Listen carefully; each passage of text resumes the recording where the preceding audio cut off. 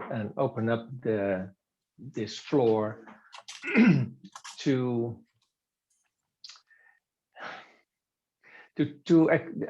imagine you are a fish, and I would try to explain to you what water is, something so obvious. And if you are talking to a client who is in an organization, then it's actually about explaining what organization is. So that's the cliffhanger. Actually, my whole activities are around humanization of organization, and I spend every minute in writing, speaking, teaching, supporting organizations in helping them further in that path of a humanized organization, which I consider to be an organization where people feel free and productive, and where the organization itself is also flourishing and performative.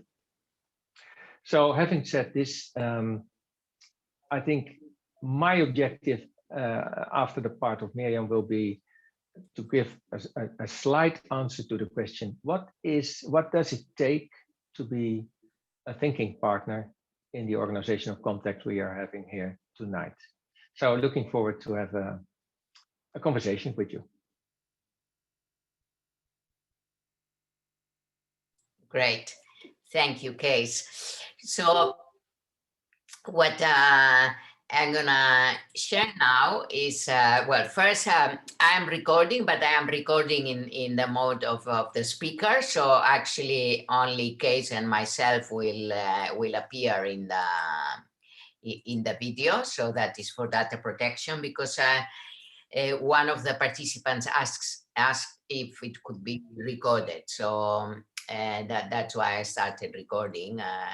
So I didn't record my presentation, but anyway, I'm just gonna start sharing about the topic, which is why you are here. So I am Miriam Subirana. I'm talking to all of you from Catalonia, from the north of Barcelona in Spain, and I'm gonna share with you briefly about appreciative inquiry and how it applies to coaching.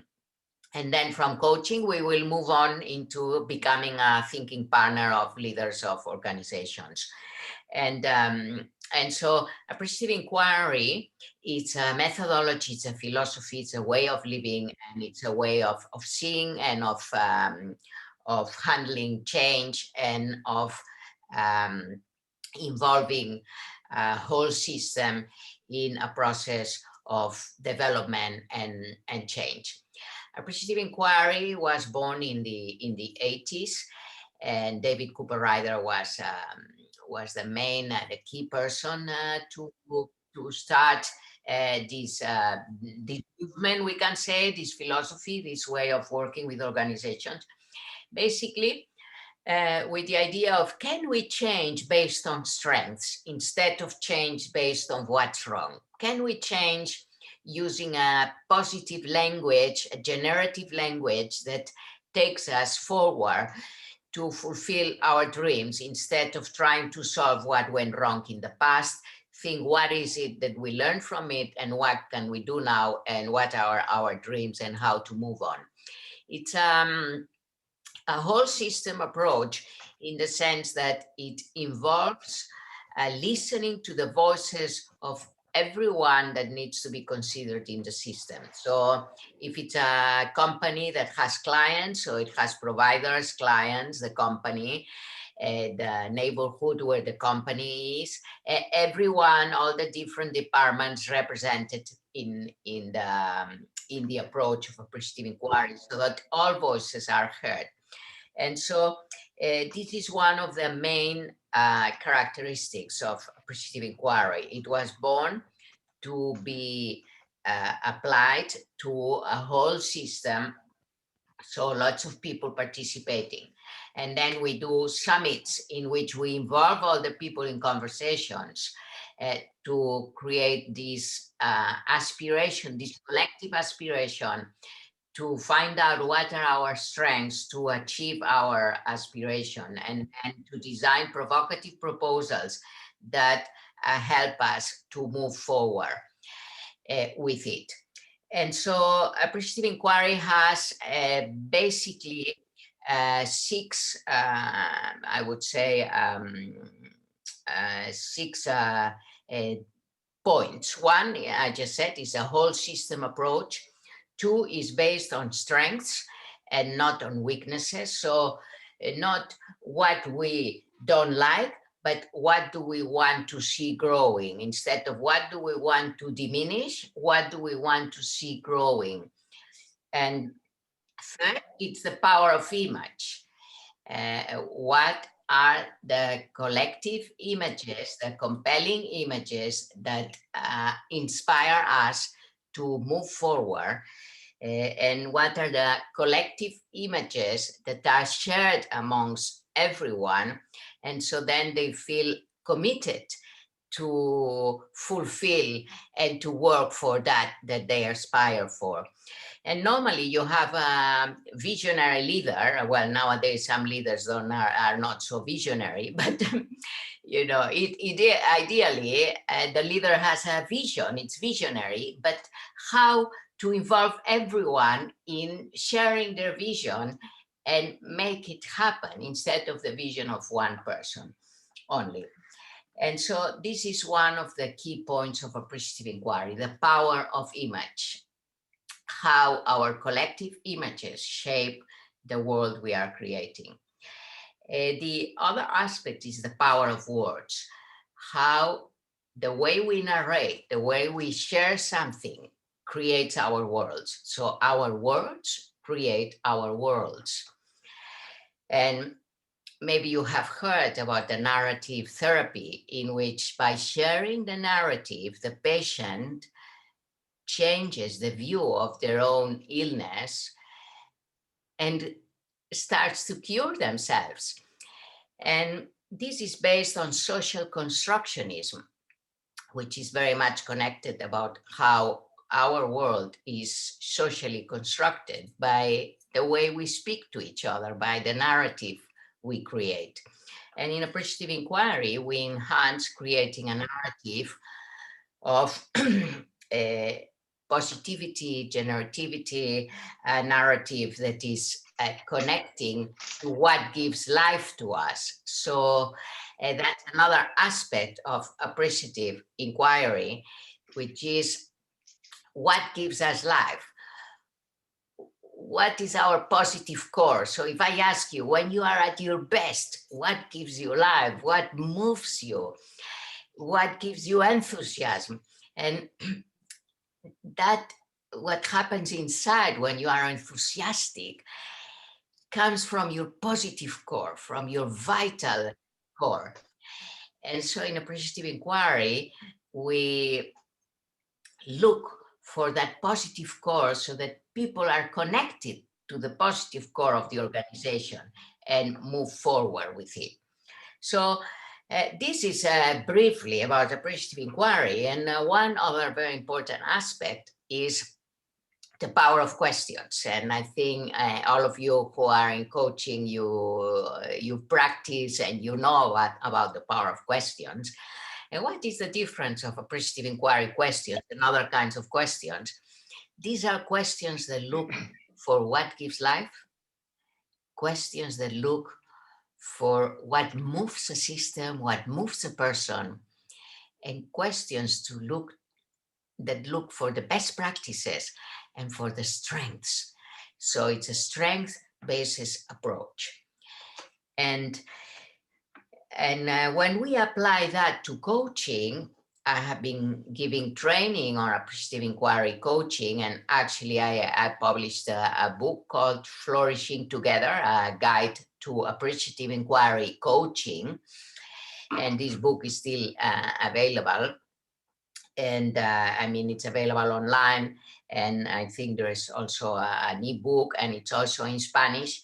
So this methodology of appreciative inquiry, which normally it was born for organizational change, how do we apply it into one-to-one conversation with a client? And there are a few aspects I want to share here. One is that we ask questions that connect the person with their positive core, with what gives them life, with what moves them. When the person normally comes for a coaching session, is they have some doubt, they need to take a decision. And when they are centered in their positive core, then somehow the horizon becomes more clear. They see more clearly. And so appreciative inquiry applied to in coaching starts by connecting the client with their positive core. The second aspect in appreciative inquiry coaching is, what is it that we want to talk about? What is the aim of the sessions of coaching? And normally the client comes with a name, well, I want to improve this, I want to improve that, I need to be more tolerant with my boss, or I need to be more perseverant, or this or that. And many times they come with the sense of an obligation. I need to work on that. This is the solution. And in appreciative inquiry, we come into defining the topic of the session in a wider way, so that actually the aim is to connect with the positive core of the person, and from there to work with whatever topic or issue that the person needs to work with. But we start from the strengths, the best practices. When you have overcome this, when you have been able to do this, what were your strengths? So connecting the person with their own strengths, with the idea that whenever we change, we carry part of our past to the future we are creating. So why not carry the best of our past? So appreciative inquiry searches for the best of the past to carry me to the future that I want to create. And then we propose that it's the 5 Ds of appreciative inquiry: define, discovery, which I explained, and now there is the dream. And the dream is to connect the person with the horizons of what is possible. And there's a saying that says that because the person didn't know that it was impossible, they made it. So in that sense, to dream, to go beyond the blockages of this is impossible, I cannot do it, this is too difficult. So to change and create that dream, and the coach learns to do a visualization with their clients so that they can really dream the future they want to create. And from that dream, they connect with a future I, with a wisdom within. And it's quite amazing what happens in that session of the dream, because then the person sees in a wider way what is it that the person really wants, and what are the next steps. They listen from their inner core. And then we create provocative proposals to move from where they are now to make those dreams a reality. This is very briefly, I'm sharing very briefly, so that you get an idea that appreciative inquiry can really be applied in coaching. And then what happens is that sometimes the client has a very complex situation, and they are leaders of organizations or of groups or of associations or of institutions. And you need to be a bit more than a coach. You really need to be a thinking partner. And what I'm going to do that is I'm going to invite Cees, who is also an appreciative inquiry practitioner, to share or to add to what I shared about appreciative inquiry, and also to share about how we do that, moving on to becoming a thinking partner. Cees, the floor is yours. Thank you. I was just answering Neha, if I pronounce it right, question about at what point do we discuss areas of improvement / weaknesses? And I was just quoting, who was that? One of the industry leaders, I just forgot, but it came through David Cooperrider and said, what is AI? Peter Drucker. Peter Drucker. We give so much attention to the strengths that the weaknesses become unimportant. So it's just one of the rules of appreciative inquiry is that you have the freedom to choose what you want to focus on. And I see also what are the 5 Ds, I think, Miriam, yogas. So we are helping each other here already. A beautiful co-creative process is starting. So in this just so short introduction of appreciative inquiry, both as an individual quality, as a conversational quality, and as a large-scale intervention for effective change, my aim is to take the idea of a growth mindset, the idea that our actions as a coach, as a partner in development, that we are supposed to help the other to bring out the best, that in the view of a client that feels that has a certain role, Miriam called it already a leader, or I call it an organizational influencing actor, a person in an organization. If we're talking about mentoring or accompanying such a person, then we don't talk about only to improve the skills of that person as a goal in itself. That person feels responsible for bringing his or her, when I say his, I also mean her, organization further towards a desired next better level. And now the interesting, tricky point comes. Does that person know whether there exists such a better level? And how can we add, and then the thinking partner comes in, how can we add to that possible gap? Because you don't know what you miss. So let me give you an example. You are the thinking partner, let's say a sort of a coach of a leader in an organization. You are what I could call an orange person. I will explain later. Goal-oriented, go for it. And sometimes these are great coaches. What's your problem? And let's solve it. That's you. And there's your client. Your client is very people-oriented, a green person, a we person. Let's do it all together. It's not only about organizational objectives, it's also all the personal objectives are also important. That's the we, the green. And somehow this whole act is taking place in a blue organization, a systemized bureaucracy, where the rules and regulations may feel very comfortable because they cover and they address all people. But it's not always very effective and innovative for the orange person. So we have an orange coach, we have a green client, and we have a blue organization. And now the conversation starts. Does the orange thinking partner recognize the green person?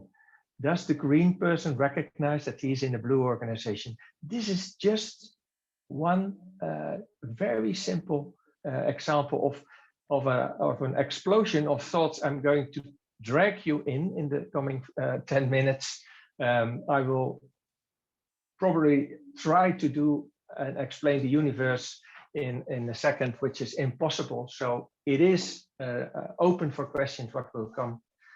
But this is where I would like to go with you to the idea, and I'm going to share my screen now, the idea that where we always say that the client owns the problem and also owns the solution, that from our view of being a thinking partner, that we bring more experience and knowledge to be able to find out whether there's a room for improvement on the side of your client to grow, and he or she doesn't see that get, and we are the ones to enable that growth for the sake of that person, for the sake of that organization around him. Here comes the somewhat disturbing screen. It's a huge, extreme summary of a whole story, but let's bring you a little bit in the question, what does it take to be a thinking partner? What is this all about? What is this about? It's about first of all, two people, the thinking partner and the client. The client representing a whole organization behind him. And somehow there may be the vision, we use this logo often, of complementing knowledges and experience and how to make more of it. Yes, just a moment. Can you make it a bit bigger? We see all your screen and yeah, that is not so easy. Not so easy. It is okay. No. Okay. I will take you through it, and a copy of this is available on the request. So the role here is to help the other to change, to adjust, or improve the thinking of the other in such a way that he or she is able to handle a certain problem. So there's me, there's the other, there's the case. And now we're talking about both the act of the process of being a thinking partner, the process of thinking partnership, the conversation, which is almost the same as the training of becoming a thinking partner, which is like a practice what you preach process. And that's why you can regard this as the training or the act itself. So first of all, there is, of course, the inquiry repertoire and the concentration on the relationship with the other, in which you use questions and listening and appreciation to just take the other completely for granted for as he is, with all his qualities and all his potential. That's the start. You know that this person has a question and a need to make more of the organization he is representing. And then it takes, okay, the question, where are you at the moment? Where are you in your organization? In the repertoire of the thinking partner, we at least introduce 4 extra views or areas or bodies of knowledge. And one is the area of the value systems. Value systems, also known as spirodynamics in some ways. It's originated by Dr. Claire Graves, who it represents a sort of the emergence of the human capabilities to more maturity, and also affecting the drivers of individuals. This can be translated, that's why I talking about a blue organization and an orange person. You can, in a metaphorical way, you can also see an organization as being more green or dominant. Orange would be innovative and green would be social, or turquoise would be very holistic, connected to everybody.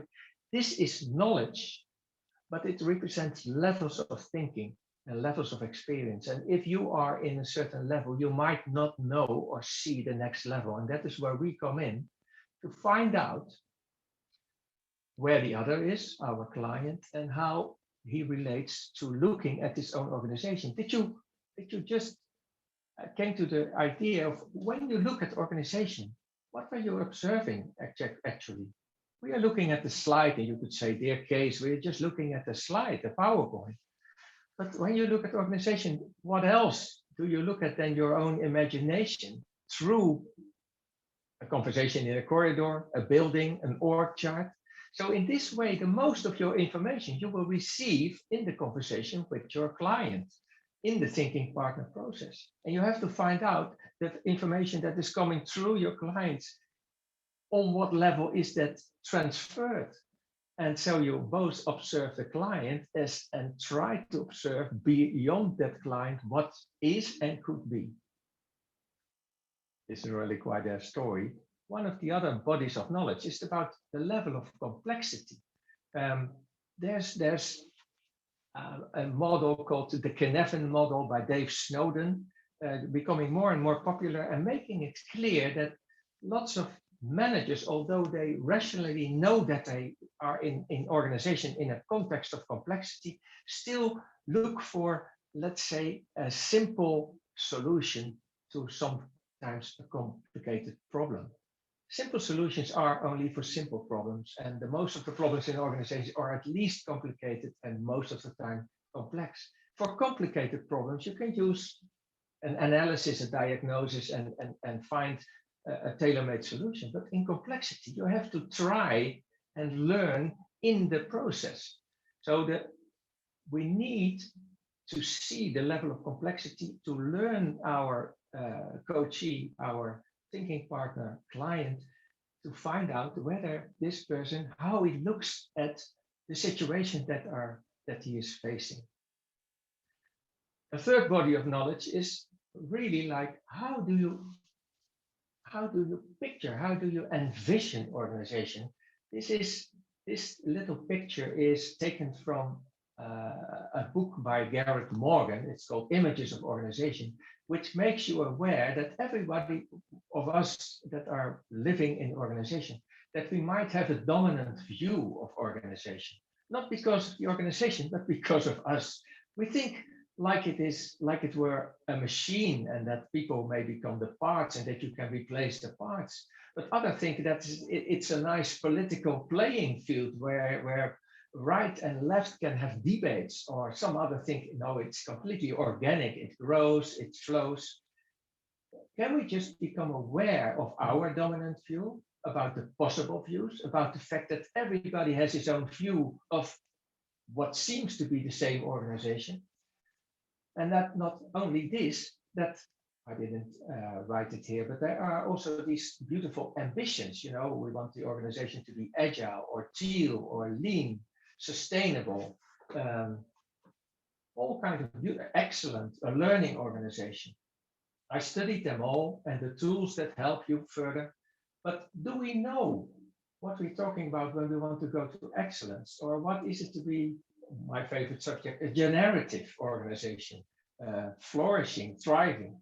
So it may be necessary for the thinking partner to know about these ambitions, because your client may say, oh, this organization wants to be agile. Aha, agile. So what is it when it is agile? Maybe all these ambitions point toward the holy grail of being this fluent generative organization.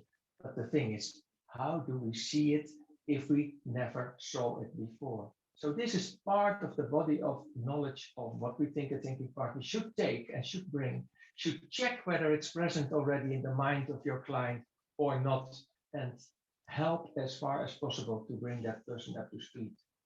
Maybe even the most difficult part is the level of the mental maturity of your client, your partner, him or herself.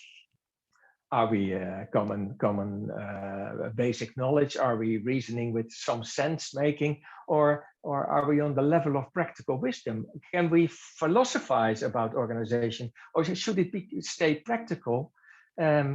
So we have to find out what is the level of thinking of this person. What is actually, to start with, my own level of thinking? Can I see, think, watch beyond my client and try to envision what is there, then find out about the case as it was represented by your client, and then together co-create something that could look like a possible intervention, a next step. Time for a deep breath. I forgot to tell you this, I wouldn't be telling this. I'm sort of 35 years in organizations, on the edge of organizations. I think the best position for us as thinking partners is just on the side and cooperating with someone who is inside and has the connections, and we bring in maybe a little bit of a wider view. But that doesn't mean that I'm on the highest level of all those. So there is a difference between having been on the mountaintop or having spoken to ones that have been on the mountaintop to gain your knowledge. But self-reflection is an important tool for the thinking partner. And it comes to my point. I wouldn't, I'm sort of teaching here, and I always refer to the Dalai Lama, who said, if you want to teach, don't wait until you have all the knowledge. Just if you have half the knowledge, start teaching. So I guess I have sort of half the knowledge about this, and there's so much more to explore, preferably in a thinking partner relationship with that other. And we both will grow. But can you help the other beyond his own level of thinking? That is the question. Thank you, Cees. And there are a couple of questions for you in the chat, but maybe before you answer them, well, you can think if you want to answer them in the chat or by voice. I will add to this diagram that Cees showed. As you saw, the thinking partner has different skills, and so if, for example, in appreciative inquiry, we ask appreciative questions, which go into discover the best, into dream what's possible, into design provocative propositions, into destiny, that is into commitments based on values, on the values of the client. But as a thinking partner, you use a repertoire of inquiry, which comes from Edgar Schein. And one of the inquiry is like a provocative inquiry, in which you help through your questions, you help the client look at themselves, because normally we have this tendency of, when the others change, I will be better. When this person in the organization changes, the things will go better. And so they don't look at themselves. There is like the blind spot of the leader, that they don't see themselves. And so we need provocative inquiry, that it's like a mirror, so that the person can see themselves. Another inquiry is the humble inquiry, in which you inquire from a position of not knowing. And that's a very interesting way of doing inquiry. And then, of course, we have the appreciative inquiry, and then we have the relational inquiry. And the relational inquiry, it's very important because it's putting together all the different relations that need to be taken care of by the client, so that his or her or their aims or their dreams start rolling out, start happening. And one thing that we share in our thinking partner training, we have a training from coaching to thinking partner. We share about the 5 relational acts, which I will just share them briefly, because we want to give space for your questions. One is the act of asking. A leader, and as persons, we are asking. We ask in our family, we ask for something. And sometimes instead of asking, we impose, or can you do this, or do this? And how is the quality of the way we ask? And then other times we offer. So what is the quality of the way we offer? Are we clear in what we are offering? Sometimes it is so vague, so abstract, that the other doesn't really understand what we are offering. And from asking and offering, which are 2 relational acts that are constantly happen, we come to an agreement, to agreements. Are our agreements clear? Are we really clear of what we agreed on? Or we come into, oh, I told you, but you didn't understand, and then our agreements are not so concrete. And then we add 2 other relational acts, which is the power of listening and the power of recognizing the other, of acknowledging the other, of seeing the other. And so these 5 relational acts are important in our way of being thinking partner of our clients. And then there's the art of appreciation, and how do we appreciate what gives life, and how do we enhance the ability of our client to appreciate what gives life to them, and how do they give life to others. And what does giving life mean? Means connecting with that positive core, with what motivates, with what moves us. And so as thinking partners, we learn the art of awakening the appreciative eye in our clients. And then there is also the power of questions. In our inquiry, what type of question do we ask that will help the client transcend and see at another level that they haven't seen or that they haven't been aware before. So these are part of our thinking partner topics. We have a training that we've been given several times as we are in Spain, we have been mainly giving it in Spanish, but we are giving it online, and so we are starting to give it in English also. If anyone is interested, please contact us. We will put in our in the chat our mails. We are available for you. I was sharing with you that this book, Flourishing Together, A Guide to Appreciative Inquiry Coaching, it's available through John Hunt Publishing, and it's also available in Amazon. And it's also in Spanish for those of you that are Spanish speaking.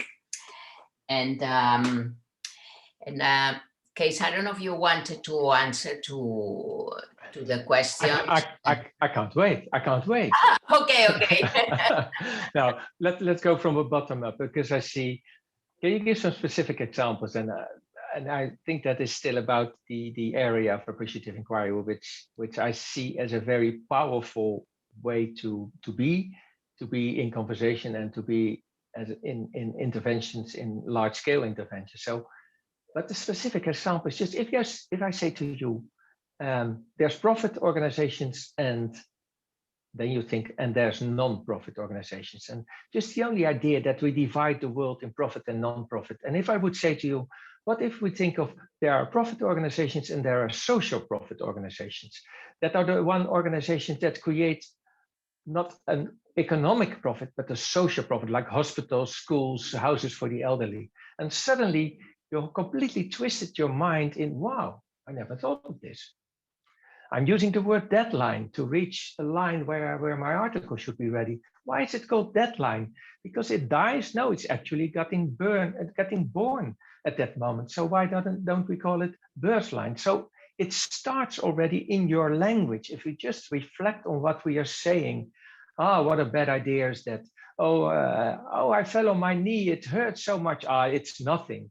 What? It's nothing. So to appreciate, and to be very, in this part, to appreciate is to take the other as he or she is at that moment, which is the most respectful encounter with a person as you can do. And it gives you the most of the possibilities to go on with that person. And you can also look at organizations, and you can look at the whole world like this. Now, having said this, is if you go up in this chat, and I see, what if the coach is green, but the leaders are incredibly orange? Then we're talking about us. If I am green, but the leaders are orange, so I'm facing maybe a client that is very orange. And just before going into an answer, another question is, would it then mean for a thinking partner that he should know about humble inquiry? I said, yes. I may be green, but I should know. I should be aware of my greenness, and I should know the repertoires of orange and blue and yellow. And I should really, I'm a thinking partner. So I'm supposed to recognize the role of the other. It's like this Belbin team role system that you say, okay, this is my ideal team role, but there are also offers you can make, and that you play another role. So in all these kinds, we have the agile consultants or the lean specialists.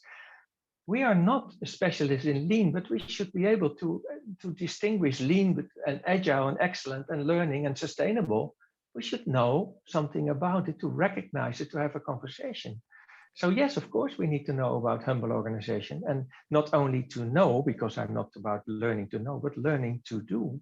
So the thinking partner, one way or the other, by experience or by learning, by constantly reading, by constantly doing work in organizations, is supposed, I think, you have the duty to know and feel as much as possible. And then there's this relevant question which relates to theory U, of course. Is it only about rational knowing or thinking? No, of course not. You know, the 4 levels of listening of Klaus Otto Scharmer, the 3 basic levels, they're not so easy, but there are 3 basic levels are quite understandable. But the 4th level is generative listening, is listening in such a way that something is going to happen, that we know what should be done, so if you grab my story here, and I'm still learning, I'm doing my PhD, I'm doing practicing appreciative inquiry for 20 years almost, but come back in 20 years and then I will be better in it. Do you see working with clients and especially working with the organization behind the client, do you see that as playing an instrument or doing top sport that you have to train every day to become better in it? Then we are talking thinking partnerships. No pressure, I would say. Huh? And I think you are all on levels that you say, okay, I know a lot about organizations. So what are the gaps you want to fill? What are the things to explore? So this is my sort of my plea around, yes, it's quite a responsibility to be a thinking partner and to find out whether my green is blocking me from being the best thinking partner for my orange client. If that is the case, I better stop. So is there more? So just about one question about the about the model that Cees is using.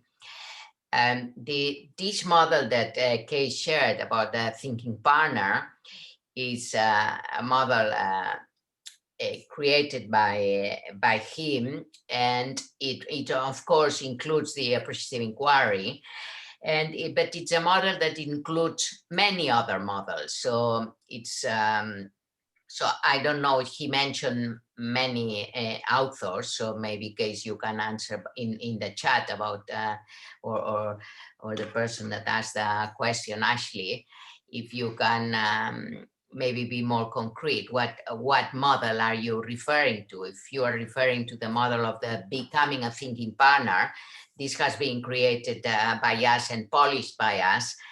And then there was there's a question about having an example of an appreciative inquiry coaching session online. I mean, I have many recorded sessions, but I use them for the training, and they are in Spanish. And I do coaching in English, but I have never asked an English speaking client if I could record a session, because that's always the thing, that if you record a session, the person then maybe feels a bit nervous, maybe feels it's not so safe. So that's why at the moment I don't have any English session recorded of coaching. And I've been giving the training of appreciative inquiry coaching for many times, and I will be giving it in English for sure. So I've said already in the chat that if you are interested in the training, it's a 24 hours training, which is actually 20 hours of meetings and then 4 hours of practices outside the training. And it's done in 5 weeks, with different spaces of 2 hours and rest and 2 hours like that. So it's agile in that sense. It's not being 4 or 5 hours in the screen, but having time for practices in between. And actually the training of appreciative inquiry coaching, I give it to coaches and people that already accompany others. It's not to become a coach. That requires a much longer training, not only 24 hours. So is there... Just maybe just to this question of personality model. I may have a funny example and a serious example, because this personality model, I think all these models are still under the process of emergence. So there was maybe a Piaget who studied the maturity of kids and adults and adolescents, and they took it further into psychology and organization, and maybe Carl Weick did something with it. So this Graves character that started with this levels of human existing was taken up by Cohen and Beck, who called it spirodynamics, was taken it up by Marcel van Marwijk, who made it into organizational dynamics. So it's constantly under reconstruction.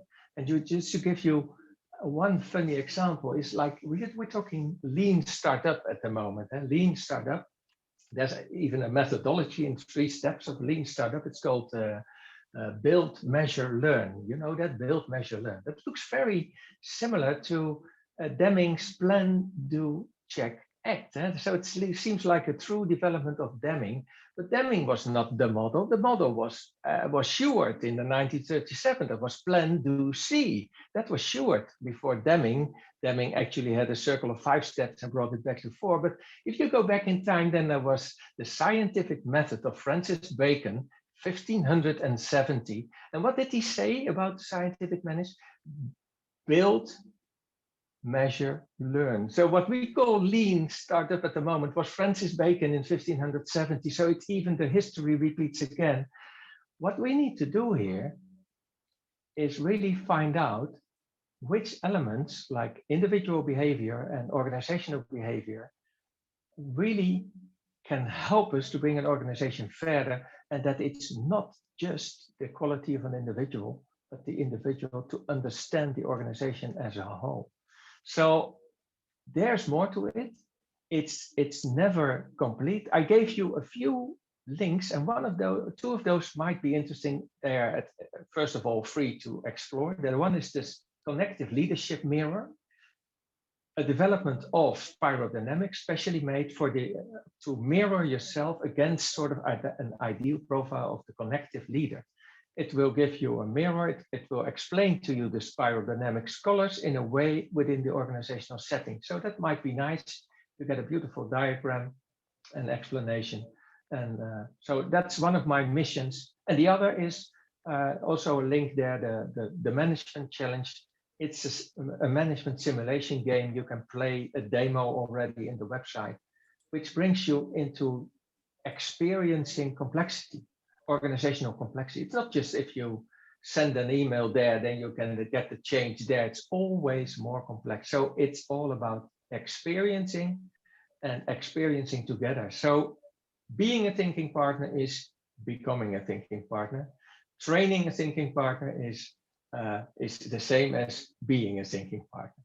So maybe this helps a little bit. Thank you. In complexity. And maybe because Cees is referring to some chat above, we've been chatting quite a lot here. So you can record the chat if you want. You can download it, and then you will have our mails. And yes, he's repeating it again now. And I put the website in English we have, and then the website of our academy, which is the online training. And is there any other question, anything you would like us to expand on? It's really a celebration to be here from so many countries. So I'm really, really thankful for you being here and joining us today. So before we disconnect, I see someone already did apparently looked at the ideal leadership profile apparently, and does not understand why the blue, I think the dark blue, the systemized blue, is so low, because blue in that system represents that the rigid system, all the set of rules we decided with each other is leading, and that compared to a world that is constantly changing and development, it is not effective anymore. So we really need to move on.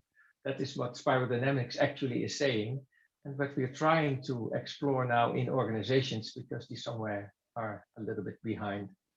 So there's an explanation to that all. Yes, and also the Thank you for your question. also the connective leadership mirror is a way to see how connective is a leader, how connective are you as a leader. And when connecting with people, sometimes rules and regulations are more hindrance than really helping, because you need to flow with what's happening, with how the other person is, with how you're feeling. And so we need leaders that have to be blue, for example, in the economic sector, in the finance department, or those that are accountants. So it's not that it is bad to be blue or any of the other colors, but it just tells us how much that person will have an easy way of flowing in relationship to others, and in creating an organization that is organic, that it practices the principle, the Eletropic Principle. I don't know if you've ever heard about it. Helios in Greek, in ancient Greek, is light. So heliotropic is how the natural systems go towards what gives them light, what gives them life, which is the light. And so when we as human beings connect with this heliotropic principle, which is connect with what gives us light and what gives us life, then we flourish. And we really need to flourish together to make this world a better world. So thank you so much for being with us today. I really appreciate it, and I am at your service. And Cees also, we have put the mails in the chat a while ago. And welcome back to, I hope we see each other very, very soon.